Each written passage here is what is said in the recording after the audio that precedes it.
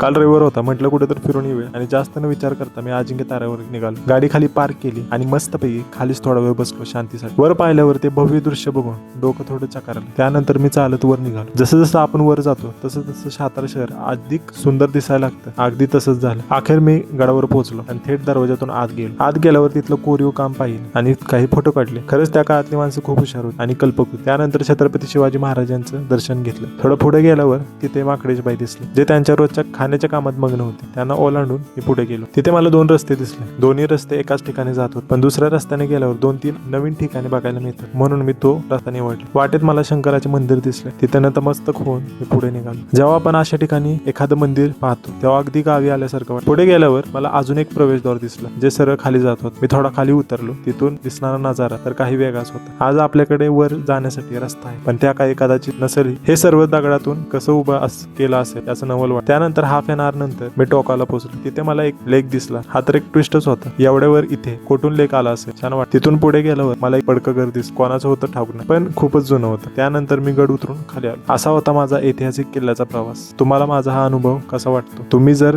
या किल्ल्याला भेट दिली असेल तर तुम्हाला कसं वाटलं? तुमचे विचार कमेंट्स मध्ये टाका नक्कीच. बाय.